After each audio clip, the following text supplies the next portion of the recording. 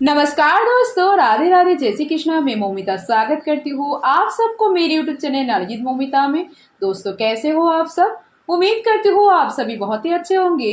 दोस्तों आज देवउठनी एकादशी तथा तुलसी विवाह है, तो आप सबको मेरी तरफ से देवउठनी एकादशी तथा तुलसी विवाह का हार्दिक शुभकामनाएं।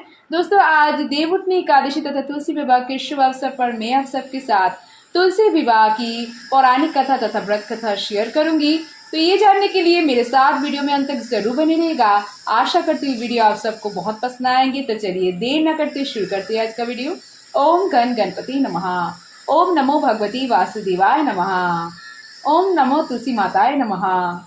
तुलसी विवाह पौराणिक कथा।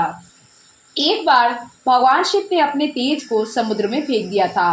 उससे एक महातेजस्वी बालक ने जन्म लिया। ये बालक आगे चलकर जलंधर के नाम से पराक्रमी दैत्य राजा बना। इसकी राजधानी का नाम जलंधर नगरी था। दैत्यराज कालनेमी की कन्या वृंदा का विवाह जलंधर से हुआ और जलंधर महाराक्षस था। अपनी सत्या के मत से चूर उसने माता लक्ष्मी को पाने की कामना से युद्ध किया, परंतु समुद्र से ही उत्पन्न होने के कारण माता लक्ष्मी ने उसे अपने भाई के रूप में स्वीकार किया। वहां से पराजित होकर वह देवी पार्वती को पाने की लालसा से कैलाश पर्वत पर गया। भगवान देवाली देव शिव का ही रूप धरकर माता पार्वती के समीप गया, परंतु मां ने अपने योग बल से उसे तुरंत पहचान लिया तथा वहां से अंतर्धान हो गई। देवी पार्वती ने क्रुद्ध होकर सारा वृत्तांत भगवान विष्णु को सुनाया। और जलंधर की पत्नी वृंदा अत्यंत पतिव्रता स्त्री थी। उसी के पतिव्रत धर्म की शक्ति से जलंधर ना तो मारा जाता था और ना ही पराजित होता था। इसीलिए जलंधर का नाश करने के लिए वृंदा के पतिव्रत धर्म को भंग करना बहुत ही आवश्यक था। इसी कारण भगवान विष्णु ऋषि के वेश धारण कर वन में जा पहुंची और जहाँ वृंदा अकेली भ्रमण कर रही थी, भगवान के साथ दो मायावी राक्षस भी थे, जिन्हें देखकर वृंदा भयभीत हो गई। ऋषि ने वृंदा के सामने पल में दोनों को भस्म कर दिया। उनकी शक्ति देखकर वृंदा ने कैलाश पर्वत पर महादेव के साथ युद्ध करे अपने पति जलंधर के बारे में पूछा। ऋषि ने अपने माया जाल से दो बानर प्रकट किए। एक बानर के हाथ में जलंधर का सिर था तथा दूसरे के हाथ में धड़। अपने पति की ये दशा देखकर वृंदा मूर्छित होकर गिर पड़ी।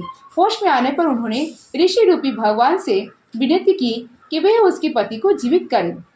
भगवान ने अपनी माया से पुनः जलंधर का सिर धड़ से जोड़ दिया, परंतु स्वयं भी वह उसी शरीर में प्रवेश कर गए और वृंदा को इस छल का तनिक भी आभास न हुआ।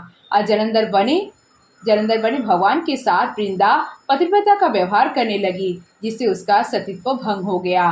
और ऐसा होते ही वृंदा का पति जलंधर युद्ध में हार गया। इस सारी लीला का जब वृंदा को पता चला तो उसने क्रुद्ध होकर भगवान विष्णु को हृदय हिंसीला होने का श्राप दे दिया। अपनी भक्त के श्राप को भगवान विष्णु ने स्वीकार किया और शालिग्राम पत्थर बन गए। सृष्टि के पालनकर्ता के पत्थर बन जाने से ब्रह्मांड में असंतुलन की स्थिति हो गई।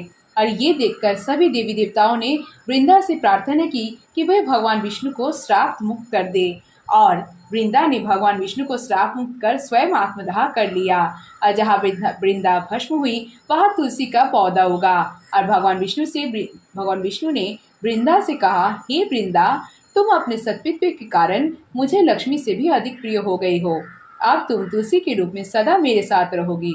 तब से हर साल कार्तिक महीने की देवउठनी एकादशी का दिन तुलसी विवाह के रूप में मनाया जाता है। जो मनुष्य भी मेरे शालिग्राम रूप के साथ तुलसी का विवाह करेगा, उसे इस लोक और परलोक में विपुल यश प्राप्त होगा।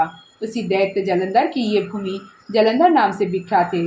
सती वृंदा का मंदिर मोहल्ला कोट किशनचंद में स्थित है। कहते हैं कि इस स्थान पर एक प्राचीन गुफा भी थी जो सीधी हरिद्वार तक जाती थी। सच्चे मन से 40 दिन तक सती वृंदा देवी के मंदिर में पूजा करने से सभी मनोरथ पूर्ण होते हैं। जिस घर में भी तुलसी होता है वहाँ यम के दूत भी असमय नहीं जा सकते।